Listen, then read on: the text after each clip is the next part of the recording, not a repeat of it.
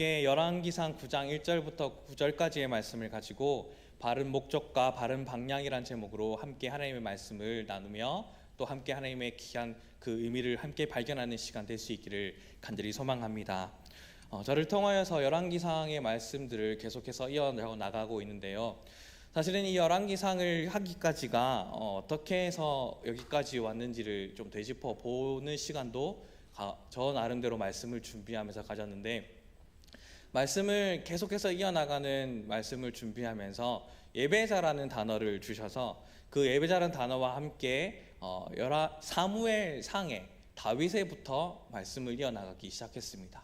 그리고 어느 순간 사무엘 상에 다윗의 이야기가 끝나고 난 뒤에 또 다른 예배자의 삶의 모습은 어떨까라고 했었을 때에 우리 삶의 모습적으로 실제적으로 우리가 함께 나누는 모습들이 실천의 모습이 있어야 되는 것이 진정한 예배자가 아닐까라는 생각으로 야고보서의 말씀을 가지고 계속해서 이어서 말씀을 나눴고요. 그리고 야고보서가 끝나고 날자 또 다른 예배자의 모습들을 찾기 시작했고, 그 가운데 성전이라는 단어가 떠오르고 다윗에 이어 솔로몬이 성전을 지었던 그것이 떠오르게 하셔서 지금껏 여기까지 사무엘상의 말씀을 계속해서 이어져 나가고 있습니다. 여러분은 그래도 띄엄띄엄이지만 어떠세요? 이 말씀을 이어나가는데 하나님께서 이 성전을 세워져 나가는 모습들을 또 계속해서 다듬어 나가는 그 은혜의 시간을 통하여 또 우리가 함께 세워져 나갈 수 있기를 간절히 소망합니다. 오늘의 말씀도 마찬가지일 것 같습니다. 솔로몬이 다스리는 이스라엘이라는 나라가 아주 크게 번영합니다. 그리고 번영한 나라는 흔히 성공했다라고 평가를 받을 만한 상황에 놓여져 있는 것이죠. 그랬더니 사람들이 솔로몬을 많이 아마 만나고 싶어 했겠죠. 왜냐하면 저희도 세상을 살아가면서 수많은 유명인들이나 수많은 인사들이나 저 사람 꼭 만나보았으면 좋겠어 라는 사람이 있다고 한다면 우리는 직접 콘서트를 끊어서 티켓을 끊고 찾아가기도 하고 어떤 강의에 가서 그 사람을 만나보려고 하기도 하고, 또 문득 소문에 어디에 있다라고 한다면 전혀 생각지 못한 방향으로 나의 방향을 틀어서 그 사람이 있는 곳으로 가서 그 사람의 얼굴이라도 한번 볼 수 있을까 기웃기웃 거리는 것이 우리의 모습이고 우리의 마음이기 때문일 겁니다. 그 당시 때에도 이 솔로몬이 다스렸던 이 나라도 부강한 나라였기 때문에 이 솔로몬에 대한 영향력과 이 솔로몬을 만나기 위해 여러 각국의 인사들도 만나보려고 했을 겁니다. 근데 세상에 있었던 수많은 사람들도 이 솔로몬을 만나보고 싶어 했지만 정작 정말 만나보고 싶어 했던 한 분이 계셨죠. 그건 다름 아닌 이 세상을 창조하시고 다윗의 혈통을 이어나갈 수 있게끔 만들어주셨으며 이 솔로몬을 왕으로 세워주신 하나님이십니다. 그래서 번영한 나라의 솔로몬에 다시 한 번 더 하나님은 나타나시게 되는 것이죠. 우리에게 하나님께서 말을 거시는 것처럼 솔로몬에게도 또 한 번 하나님께서 찾아오신 겁니다. 그 내용이 오늘 본문 열왕기상 9장 1절부터 2절까지의 말씀인데요. 내용은 이러하죠. 솔로몬이 여호와의 성전과 왕궁 건축하기를 마치며 자기가 이루기를 원하던 모든 것을 마친 때에 여호와께서 전에 기브온에서 나타나심과 같이 다시 솔로몬에게 나타나사라고 기록하고 있습니다. 여호와께서 전에 기브온에서 나타나셨던 것처럼 솔로몬에게 나타나십니다. 하나님께서 이 말은 솔로몬에게 저번에 함께 나눴던 것처럼 열왕기사 3장에 나타나셨죠. 이때부터 솔로몬의 본격적인 이야기가 시작된 때가 아닙니까? 그런데 이번에 또 하나님께서 나타나시고 계시는 겁니다. 근데 이 만남은 처음의 시작적임이 아닌 아마 솔로몬의 정점일 때, 최고조일 때라고 말할 수 있을 그 시기에 하나님께서는 다시 한 번 더 이 솔로몬을 만나러 오신 겁니다. 함께 앞서 나왔던 것 같이 솔로몬은 왕위에 오른 지 4년째 하던 때에 그때의 성전과 왕궁을 건축하기를 시작해서 20년이란 시간이 흐르게 됩니다. 두 개가 각각 7년과 13년이 걸렸으니 솔로몬이 24년째 되던 해가 되겠죠. 성전과 왕궁을 건축했다는 엄청난 업적을 세운 이후에 솔로몬이 20살쯤에 왕이 됐으니까 이 정도면 솔로몬이 40대 중후반 때에 이 나이의 기점에 하나님께서는 만나셨다라고 합니다. 어찌되었든 그가 바라던 모든 일을 이루었던 그 시점에 하나님께서 솔로몬에게 나타나셨다라는 것이 말씀 가운데에 드러나고 있는 것이죠. 그리고 하나님께서 솔로몬에게 말씀하십니다. 9장 3절의 말씀 우리 다시 한 번 더 읽어보도록 할까요? 시작. 여호와께서 그에게 이르시되 내 기도와 내가 내 앞에서 간구한 바를 내가 들었은즉 나는 내가 건축한 이 성전을 거룩하게 구별하여 내 이름을 영원히 그곳에 두며 내 눈길과 내 마음이 항상 거기에 있으리니. 아멘. 이 말은 무엇입니까? 하나님께서 잘했다, 잘했다, 사랑하는 마음으로 칭찬하시고 있는 말씀이겠죠. 기도한 바를 들으셨다라고 하는 사실로 우리는 너무나도 기쁠 겁니다. 그런데 그 성전 가운데에 구별하여 하나님의 이름과 눈길과 마음을 항상 두신대요. 얼마나 기쁘겠습니까? 하나님께서 내가 지었던, 내가 만들었던 그곳에 항상 눈길과 마음과 손길을 그곳에 두신다고 말씀하시니 말입니다. 그런데 우리가 기억해야만 합니다.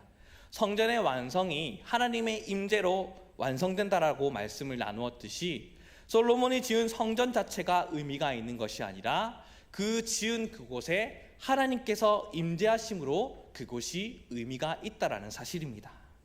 역대하라는 성경에도 하나님께서 솔로몬의 성전을 인정하시고 확실한 표현을 나타내고 계시는데요. 역대하 7장 1절의 말씀 우리가 함께 한 목소리 읽어볼까요? 시작. 솔로몬이 기도를 마침에 불이 하늘에서부터 내려와서 그 번제물과 제물들을 사르고 여호와의 영광이 그 성전에 가득하니. 아멘. 하나님께서는 지금 우리가 함께 읽었던 열왕기 상의 말씀보다 아마 더 격하게 이 성전에 대한 인정을 보여주고 계십니다. 불이 하늘로부터 내려온 것부터가 엄청난 모습을 보여주고 있는 것이죠. 칭찬받아 마땅합니다. 그러나 그것이 다가 아닙니다. 아니, 애초에 그것 자체가 본질이 아니죠. 솔로몬에게 가장 중요한 것은 늘 그 마음이라는 것을, 듣는 마음이라는 것을 말씀해 주셨듯이 가장 중요한 본질은 오늘도 하나님 앞에 듣는 마음이고, 곧 그것은 하나님과 나 사이의 관계가 가장 중요하다는 말입니다. 왜냐하면 격하게 칭찬하시는 3절과 4절에 이어서 4절부터 5절까지 해서 또 하시는 하나님의 말씀이 있기 때문입니다. 우리 열왕기상 9장 4절부터 5절까지의 말씀을 함께 읽어봅시다. 시작. 내가 만일 내 아버지 다윗이 행함 같이 마음을 온전히 하고 바르게 하여 내 앞에서 행하며 내가 내게 명령한 대로 온갖 일에 순종하여 내 법도와 율례를 지키면 내가 내 아버지 다윗에게 말하기를 이스라엘의 왕위에 오를 사람이 내게서 끊어지지 아니하리라 한 대로 내 이스라엘의 왕일이 영원히 견고하게 하려니와. 아멘. 성전이나 사역, 우리의 삶의 모든 결실들이 우리가 하나님 앞에 영광 올린다고 하는 세상의 모든 성공들은 하나님과의 관계가 기초한 상태에서 되지 못한다고 한다면 그 어떠한 것을 하나님 앞에 드리고자 한들 하나님께서는 흡족할 만한 것이 결코 아니라는 사실입니다. 하나님께서는 솔로몬에게 다윗처럼 충성스러운 마음으로 정직하게 살며 하나님께서 명령한 모든 것을 실천하고 하나님의 규례와 법도를 잘 지키라라고 분명하게 말씀하십니다. 그러면 하나님께서 다윗에게 약속하셨던 대로 다윗의 왕권이 영원히 지속될 것이다라고 이렇게 말씀해주고 있는 것이죠. 한마디로 순종해라. 그러면 영원한 왕권을 보장해 주겠다. 오늘 하나님께서 나타나신 목적은 분명하십니다. 솔로몬은 그 치세 전반기에 정말 놀라운 성공이라는 업적을 이루어냅니다. 솔로몬이 통치한 20년 동안에는 그 개인적으로든 또 왕이라는 공의로서의 그 한 나라의 모든 목표가 달성된 사람의 모습을 보여주고 있습니다. 우리의 모습을 돌아봐야 할 것은 지금 우리가 현재 성공을 했던지 하지 못했던지 간에 성공지향적인 우리의 삶에 솔로몬에게 나타나신 것 같이 동일하게 하나님께서는 우리에게 오늘도 말씀하신다는 사실입니다. 우리는 그래서 성공을 지향하기보다는 의미 있는 것을 지향함으로 올바른 방향에 대하여 그 길을 걸어가야만 하는 것이죠. 그런데 우리는 그 사실을 자주 잊습니다. 성공하기 위해서 의미 있는 것들을 자주 잊고 살아갑니다. 그러다가 끝까지 자신이 어떠한 것을 잊고 살았는지를 깨닫지 못하는 사람들이 있고, 또 아주 늦게 아주 오래되어서 알게 되는 경우가 있죠. 그래서 이렇게 고백하죠. 아, 맞다. 내 믿음. 나중에 그렇게 때늦은 후회를 너무나도 많이 합니다. 여태까지 솔로몬이 정말 잘했습니다. 그런데 그 가운데서도 말씀을 계속해서 나눴듯이 무언가 위태위태한 모습도 분명히 보였습니다. 그래서 하나님께서는 이 시기쯤 내가 다시 한 번 더 나타나서 이 솔로몬의 방향과 마음을 바로 잡아줘야 되겠다. 그리고 앞으로의 그 삶을 다시 한 번 더 온전한 삶을 살아갈 수 있도록 말해주어야 되겠다. 그러한 마음으로 하나님께서는 나타나셨던 겁니다. 그런데 그 나타남을 순종하는 솔로몬의 모습입니까? 순종하는 것처럼 보입니다.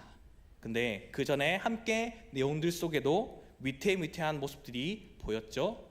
두 마음을 품고 있는 것이 분명히 보였습니다. 자기의 왕궁을 더 열심히 더 오랜 시간 짓게 됐고, 왕궁의 그 한켠에 이집트 공주의 방을 만들어 놓고, 그러하기에 하나님은 사랑하시기에 이쯤에 다시 한 번 더 이야기를 해서 올바른 방향으로 이끌어 나가는 아빠의 마음으로 이 솔로몬에게 나타나 말씀으로 말씀하시고 있는 겁니다. 그래서 우리는 오늘 하루 또 한 주간, 좀 더 길게는 2023년도 절반이 이제 지난 이 시점에 우리는 열심히 부지런히 사셨을 텐데, 이 시기에 함께 이 말씀을 나누고 있는 것은 우리에게도 동일하게 삶의 의미와 방향성을 말씀으로 바로 잡기를 원하는 하나님의 그 마음이 담겨져 있는 것은 아닐까요? 사람이 한 어떠한 성취도 하나님에 대한 말씀의 순종보다 더 앞설 수 없고, 더 귀할 수는 없고, 더 분명할 수는 없습니다. 말씀을 읽어보면 열왕기 3장에서 하나님을 꿈에서 만났던 그때 외에 하나님과 솔로몬과의 관계 이야기가 전혀 없는 것이 나타나고 있습니다.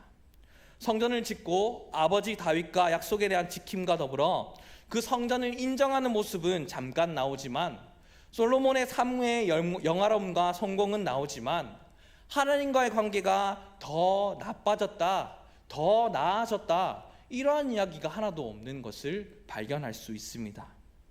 우리 삶의 문제에서도 마찬가지죠. 하나님께서 우리 가운데에, 교회 가운데 불러주셨고 신앙생활을 합니다. 그런데 내가 오늘도 하나님을 만났던 그 첫 만남을 그 이후로 신앙생활을 하고 말씀을 듣는 가운데에 오늘도 내가 무미건조한 신앙생활을 통하여 하나님과의 만남 속에 내가 어떠한 관계를 삶을 살아가고 있는지, 더 나아졌는지 더 나빠졌는지 이것저것 우리는 알지 못한 채 솔로몬의 인생과 같은 삶을 살아가는 것은 아닙니까? 만약 솔로몬과 하나님과의 관계가 이전보다 좋아졌더라, 하나님이 심히 기뻐하셨더라라는 내용이 있다라고 한다면, 그가 이룩한 성전을 완성했기 때문에 하나님께서 기뻐하셨다는 것이 아닌, 그 성전이 어떠하던 간에 솔로몬이 하나님의 말씀에 순종하며 그 삶을 살아내려고 노력했던 그 모습이 있었더라, 그러하기에 하나님께서 심히 기뻐하셨더라 라는 고백이 담겨 있어야 되지 않을까요? 아니 반대로 그 삶 가운데에 하나님께서 너무 속상하셨더라, 그 마음 가운데 그 길로 행하지 않더라 라는 고백으로 그 삶을 다시 한 번 더 돌아오는 마음으로 하나님께서 그 관계를 회복하기 위한 그 모습들을 드러내셨다고 한다면, 어찌됐든 하나님과의 관계 속에서, 믿음과 신앙생활 속에서 최선을 다하여 그 삶의 자리에서 씨름했던 그 작들이 있어야만 할 것인데, 너무나도 승승장구한 모습만 나타나는 그 결과만 보여주고 있는 것은 아닙니까? 그런데 그 모습 속에 하나님께서는 더 아마 말씀해주고 싶으셨을 것 같습니다. 치열하게 다투었던 그 일들이 있더라도 하나님과 솔로몬과의 관계가 이러했으면 좋겠다, 내 마음이 이러하니 너도 이렇게 했으면 좋겠다 라는 치열한 다툼의 이야기가 말입니다. 이 단순한 이야기를, 이것을 살아계신 하나님 앞에서 우리는 꼭 기억하며 살아갈 수 있기를 소망합니다. 그런데 우리는 세상의 성취에 취해서 또 오늘도 그 성공을 위해서 매달리고 너무나도 바쁘게 움직이고 살아가고 있죠. 그래서 자주 잊고 살아갑니다. 그런 삶은 결국 어떻게 되어짐을 하나님은 말씀하십니까? 조금 길긴 하지만 6절부터 9절까지의 말씀을 다시 한 번 더 읽어보도록 하겠습니다. 시작. 만일 너희나 너희 자손이 아주 돌아서서 나를 따르지 아니하며 내가 너희 앞에 둔 나의 계명과 법도를 지키지 아니하고 가서 다른 신을 섬겨 그것을 경배하면 내가 이스라엘을 내가 그들에게 준 땅에서 끊어버릴 것이요 내 이름을 위하여 내가 거룩하게 구별한 이 성전이라도 내 앞에서 던져버리리니 이스라엘은 모든 민족 가운데서 속담거리와 이야기거리가 될 것이며 이 성전이 높을지라도 지나가는 자마다 놀라며 비웃어 이르되 여호와께서 무슨 까다르고 이 땅과 이 성전에 이같이 행하셨는고 하면 대답하기를 그들이 그들의 조상들을 애굽 땅에서 인도하여 내신 그들의 하나님 여호와를 버리고 다른 신을 따라가서 그를 경배하여 섬김으로 여호와께서 이 모든 재앙을 그들에게 내리심이라 하리라 하셨더라. 아멘. 하나님께서는 약간의 승리했다고 해서, 즉 이 우리 인생 가운데의 하나의 가정에 불과한 그것으로 솔로몬이 이 모든 인생을 마쳤다라는 그러한 안도감, 그 착각에 빠지지 않기를 바라셨던 것 같습니다. 솔로몬의 1절의 말씀은 어땠습니까? 자기가 이루기를 원하던 모든 것을 마친 때에, 그때에 하나님께서는 나타나셨습니다. 근데 하나님은 마치 경기가 끝난 것처럼 생각하면 안 된다라는 그러한 말씀으로 말씀해 주고 있는 것이죠. 하나님 앞에서 늘 그렇겠지만 우리가 우리의 지난 삶을 돌아보기에 참 좋은 날이자 참 좋은 시기입니다. 지난 주일은 맥주 감사 주일로 1년의 전반기를 돌아보고 감사하는 주일로 우리는 또 보내지 않았습니까? 근데 이 기회를 주시는 이날에 다른 것을 한다거나 말씀하심에도 불구하고 다른 생각을 하며 아마 하나님께서 다시 한 번 더 우리의 삶을 재정비하자라는 이 말씀을 놓쳐서는 안 될 것입니다. 올해 후반전에서 인생을 살아가는 과정에서, 즉 그 다음 단계에서 그 인생이 성공하느냐 실패하느냐의 기준을 사실상 오늘 말씀을 통하여 우리에게 다시 한 번 더 도전의 말씀을 부어주시고 있는 겁니다. 하나님 입장에서 이렇게 말씀하십니다. 6절의 말씀을 보시면 솔로몬아 이제껏 성공했을지 모르지만 너나 너의 자녀들이 돌아서서 나를 따르지 않고 내가 준 말씀을 붙잡고 그 뜻과 생각에 따라 살아가려 하지 않고 교회에 등록했고 주일 예배를 드리고 있고 삶도 그럭저럭 살아가고 있고 뭘 그렇게 아등바등하며 지킬 것 다 지켜가며 살아가. 그냥 이렇게 한 다리도 걸치고 저렇게 한 다리도 걸치고 그냥 그렇게 하면서 그렇게 살아가는 거야. 그게 인생이야. 내 아들들아 나도 그렇게 살아갔어. 그러니 별 문제 없어. 그러니 너희도 이렇게 살아가 라고 말하는 그곳 가운데에 오늘도 경고의 말씀을 분명하게 하고 있으십니다. 심지어 7절 이하에서는 솔로몬이 자랑거리로 삼고 있는 그 성전을 비웃음거리로 전락시켜 버리겠다라고 지금 말씀하시고 있는 것이죠. 하나님의 말씀에 따라 살며 순종하고자 하는 믿음이 없다라면 이렇게 되는 것입니다. 죄를 짓지 않은 사람이 없습니다. 하나님 앞에서 위태위태하지 않는 사람은 결코 없습니다. 사람은 늘 실패하고 올해 지금껏 우리는 열심히 살아왔지만 사실은 돌아보십시오. 우리의 하려던 모든 일들 속에 숱한 실패를 경험하며 여기까지 지금 있진 않습니까? 솔로몬처럼 또 성공가도에 위치하고 있다 할지라도 위태위태한 것이 우리의 인생입니다. 그럼에도 하나님은 사랑하시기에 또 우리에게 기대하시기에 솔로몬에게 나타나셨습니다. 오늘도 그런 우리 인생 가운데에 이 시간 말씀으로 말씀하셔서 나타나시며 우리에게 다시 한 번 더 재정비하며 우리의 방향을 다시 한 번 더 돌아볼 수 있기를 말씀으로 말씀하십니다. 하나님의 형상으로 창조된 우리는 하나님과의 올바른 관계를 회복함으로 하나님께서 기대하시는 뜻과 나라를 이루기를 원하시고, 특별히 하나님을 믿는 자녀들, 교회를 통하여 그렇게 사용하시기를 오늘도 기대하십니다. 그러니까 하나님께서 이렇게 해도 좋고 저렇게 해도 좋고 한 게 아니라, 하나님께서 택하신 자녀라고 한다면, 하나님을 믿는 자녀라고 한다면 그 자녀가 사람답게 살기를 바라는 겁니다. 그런데 그 사람답게 산다는 것은 하나님과의 관계가 회복되어야만 사람다운 인생을 살아가는 것이죠. 우리는 솔로몬처럼 그가 바라던 모든 일을 이루는 것이 그 삶이 목적이 되어서는 결코 안 될 겁니다. 하나님께서 바라는 일을 이루는 것이 우리 삶의 목적이 될 수 있기를 간절히 소망합니다. 그래서 세상에서 조금 성공하거나 또 오늘 실패해 기뻐했다가 슬퍼했다가 그럴 게 아니라, 가장 의미 있는 곳에 우리의 방향과 기쁨과 눈물이 있어야 한다는 사실이죠. 의미 있는 것, 참 우리가 잊지 말고 살아가야 된다는 겁니다. 가장 의미 있는 것이 무엇입니까? 오늘도 하나님과의 관계입니다. 그리고 그런 관계의 회복의 이름으로 예수 그리스도라는 이름을 우리 가운데 주셨습니다. 그리고 그 가운데에 그 이름으로 회복된 우리에게 하나님의 말씀과 마음이 있으니, 우리가 살아가고 있는 삶의 그 삶의 자리에서 오늘도 나의 마음으로 그렇게 삶을 살아가며 순종의 모습을 살아가라는 것이 하나님께서 솔로몬에 나타나 말씀하셨던 그 모습이자, 오늘 우리에게 말씀으로 말씀하시며 우리 삶 가운데 살아야 될 하나님의 놀라운 그 은혜의 말씀인 겁니다. 끝으로 고린도후서 5장 18절 말씀을 우리가 함께 읽어볼까요? 함께 읽겠습니다. 시작. 모든 것이 하나님께로 났으며 그가 그리스도로 말미암아 우리를 자기와 화목하게 하시고 또 우리에게 화목하게 하는 직분을 주셨느니라. 아멘. 이 말씀처럼 그 관계를 위해 예수님을 이 땅 가운데에 보여주셨습니다. 그리고 그 보내주신 예수님을 우리는 믿고 오늘도 그 믿음으로 함께 나와 말씀을 붙잡고 함께 예매하며 기도하며 또 그 힘을 받아 우리의 삶 가운데 하나님의 말씀에 순종의 삶을 살아갈 수 있는 겁니다.